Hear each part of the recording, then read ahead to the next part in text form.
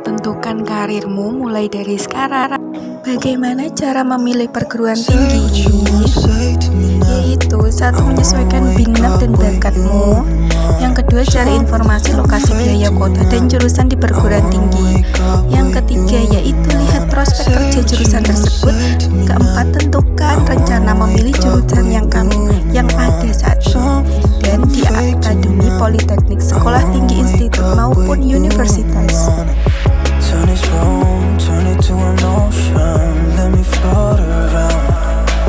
Kamu harus membuat keputusan yang efektif, yaitu yang pertama, fokus arah tujuan hidupmu. Yang kedua, sesuaikan dengan minat dan bakat. Yang ketiga, ingatlah pelajaran di masa lalu ataupun nasihat dari orang tuamu. Yang keempat, cari informasi atau konsultasi dengan orang yang terpercaya.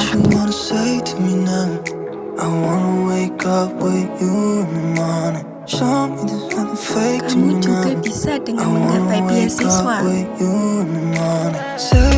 yaitu satu, carilah informasi kesempatan beasiswa.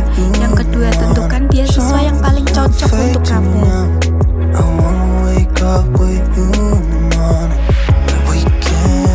Yang ketiga, persiapkan diri secara maksimal untuk menghadapi seleksi beasiswa seperti TOEFL dan tes lainnya.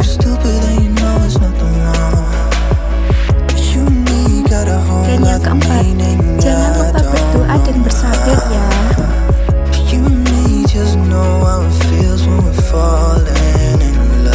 Kamu juga bisa dengan berwirausaha. Bagaimana caranya? Yaitu mengenali peluang usaha, fokus, dan berani memulai. Dan optimis, jangan pemalu. Alhamdulillah ya. Setelah itu, perbanyak jaringan, tekun, inovatif, kreatif, dan optimalisasi potensi dirimu. Semangat!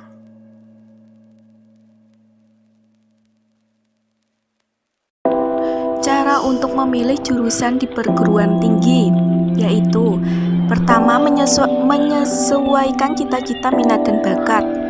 Yang kedua, dapatkan informasi yang sempurna. Yang ketiga, tentukan lokasi dan biayamu.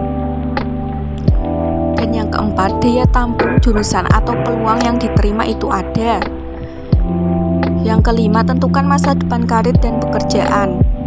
Dan yang keenam, fasilitas pendidikan, kualitas dan kuantitas dari dosen.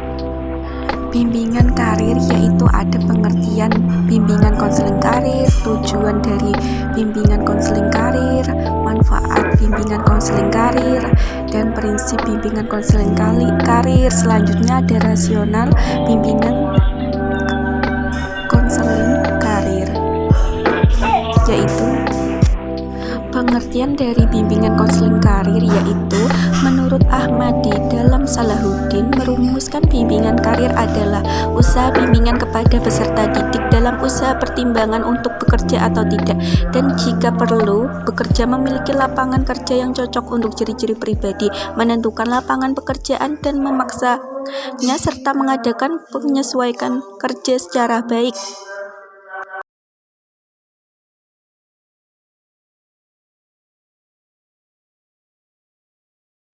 Selanjutnya ada tujuan bimbingan konseling karir, yaitu diberikan mengutamakan di SMA pada siswa-siswa SMA ada dalam tahap pilihan yang menentukan menjelang tamat, yaitu melanjutkan ke perguruan tinggi atau karena tidak melanjutkan bekerja untuk mencari nafkah.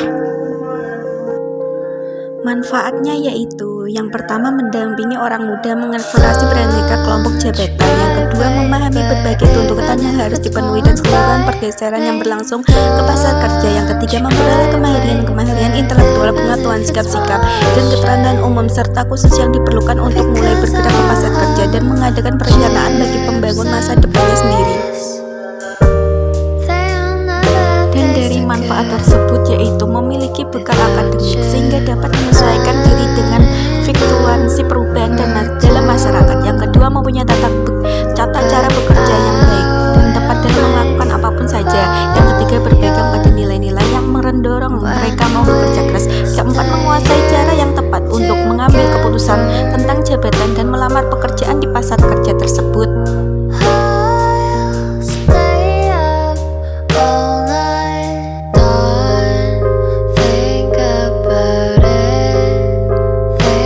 Selanjutnya ada prinsip-prinsip BK Karir. BK Karir diberikan untuk meningkatkan pemahaman terhadap dunia kerja. Yang pertama, BK Karir mempertimbangkan aspek-aspek perkembangan individu. Yang kedua, penyelenggaraan BK Karir merupakan bagian yang integrasi dari keseluruhan program pendidikan.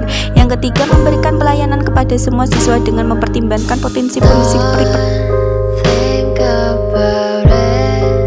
rasionalnya untuk bimbingan konseling karir ini, yaitu penyelenggaraan bimbingan karir yang efektif di sekolah, di samping berkontribusi untuk memfasilitasi pencapaian tugas perkembangan siswa terkait dengan karir, juga akan dapat berkontribusi penting dalam membantu sekolah mewujudkan pencapaian tujuan pendidikan nasionalnya.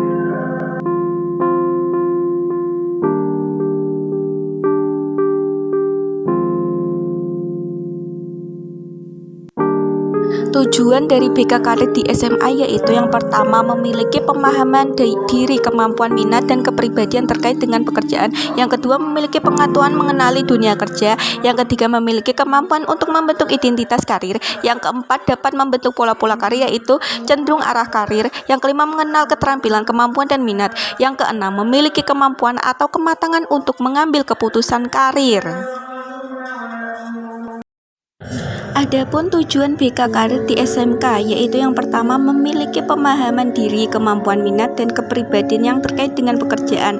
Yang kedua, memiliki pengetahuan mengenai dunia kerja. Yang ketiga, memiliki sikap positif terhadap dunia kerja. Yang keempat, memahami relevansi kompetisi belajar dengan persyaratan keahlian. Kelima, memiliki kemampuan untuk membentuk identitas karir. Yang keenam, memiliki kemampuan perencanaan masa depan. Ketujuh, dapat membentuk pola-pola karir yaitu kecenderungan arah karir. Yang kedelapan, mengenal keterampilan, kemampuan, dan minat. Yang kesembilan, memiliki kemampuan atau kematangan untuk mengambil keputusan karir.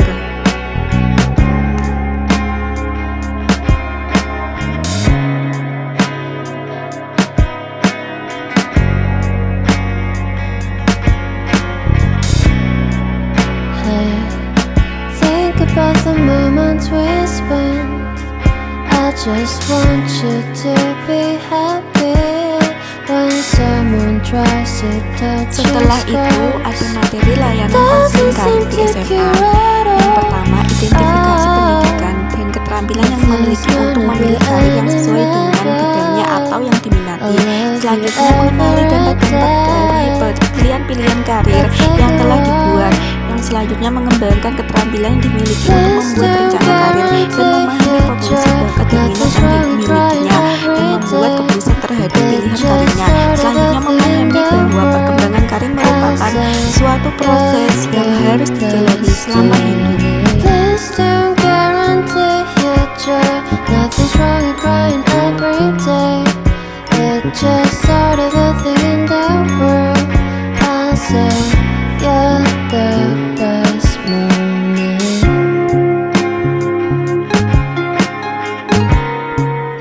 Selanjutnya ada strategi layanan konseling karir di SMA. Strategi layanan yang digunakan dalam layanan bimbingan dan konseling karir adalah dengan konseling kelompok dan diskusi kelompok. Tujuan dari strategi ini adalah untuk meningkatkan kemampuan siswa dalam memecahkan masalah dan mengambil keputusan, yaitu menurut Serge Jones, yaitu menambahkan strategi layanan konseling karir di SMA, yaitu siswa dapat menggunakan waktu luangnya dengan bekerja pada orang tuanya. Yang kedua, mengikuti kegiatan ekstrakurikuler yang ada di sekolahnya tersebut. Yang selanjutnya ada strategi layanan konseling karir di SMK. Strategi yang digunakan untuk SMK tidak jauh berbeda dengan strategi yang digunakan di SMA, yaitu adanya pemberian informasi secara klasikal, bimbingan kelompok, konseling individual, dan konsultasi. Dalam bimbingan kelompok atau klasikal dapat disampaikan dengan cara kunjungan-kunjungan ke tempat industri, sosiodrama, outbound, mengikuti pameran-pameran pendidikan dan bursa kerja. Sedangkan untuk konseling kelompok dapat digunakan dengan modeling tokoh-tokoh yang sukses di bidangnya. Konseling individual lebih bersifat identitas, tetapi perlu juga memberikan model dalam merencanakan karir, contohnya dengan menggunakan model Meet Up. Ada program konseling karir di SMA. Tujuan bimbingan konseling karir di SMA memiliki pemahaman diri dan terkait dengan pekerjaan, memiliki pengetahuan mengenai dunia kerja dan informasi karir, memiliki sikap positif terhadap dunia kerja, memiliki kemampuan perencanaan masa depan, keterampilan, kemampuan dan minat. Selanjutnya, memiliki kemampuan atau kemampuan untuk mengambil keputusan karir.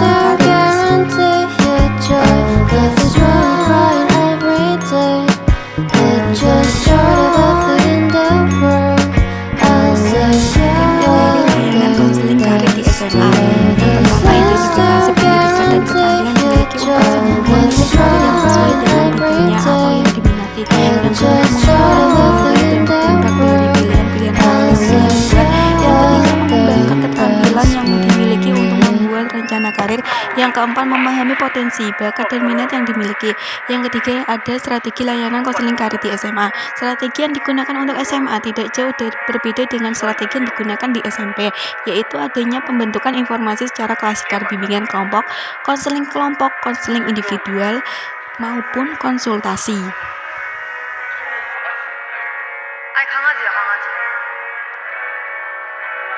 Selanjutnya ada program konseling karir di SMK. Yang pertama, tujuan pendidikan di SMK yaitu menyiapkan peserta didik agar menjadi manusia produktif. Yang kedua, menyiapkan peserta didik agar mampu memiliki karir dan mengembangkan sikap profesionalnya dalam bidang keahlian yang diminatinya. Dan selanjutnya, membekali peserta didik dengan ilmu pengetahuan, teknologi, dan seni. Ada karakteristik perkembangan karir di SMK. Perkembangan karir di siswa SMK sesuai dengan karakteristik perkembangan karir remaja, yaitu berbeda pada tahap eksplorasi di usia 15-24 tahun. Yang ketiga, tujuan bimbingan konseling karir di SMK. Yang pertama, memiliki pemahaman diri. Yang kedua, memiliki pengetahuan mengenai dunia kerja dan informasi karir yang menunjang kematangan kompetensi karir. Yang selanjutnya, memiliki sikap positif terhadap dunia kerja dalam arti mau bekerja dalam bidang pekerjaan apapun. Yang selanjutnya, memahami relevansi kompetensi belajar.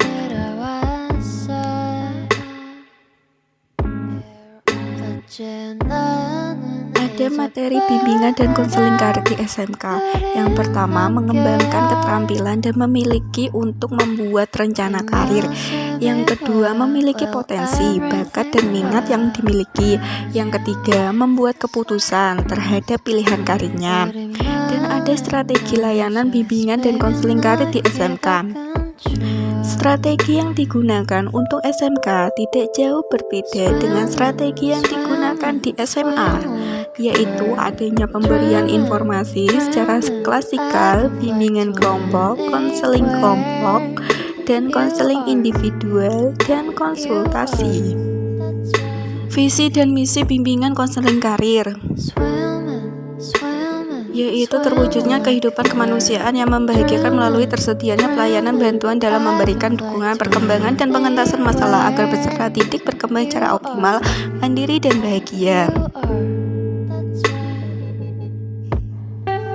Misi pendidikan yaitu memfasilitasi pengembangan peserta didik melalui pembentukan perilaku efektif normalitas dalam kehidupan sehari-hari dan masa depan. Misinya pengembangan yaitu memfasilitasi pengembangan potensi dan kompetisi peserta didik di lingkungan sekolah atau madrasah, keluarga, dan masyarakat. Misi pengentasan masalah yaitu memfasilitasi pengentasan masalah peserta didik mengacu pada kehidupan yang efektif sehari-hari.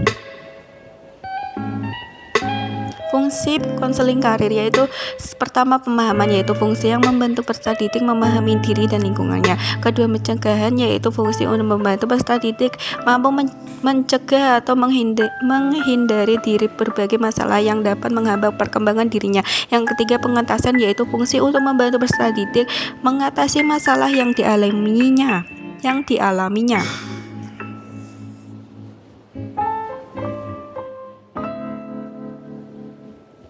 Terima kasih, semoga bermanfaat bagi kita semua. Amin. Wassalamualaikum.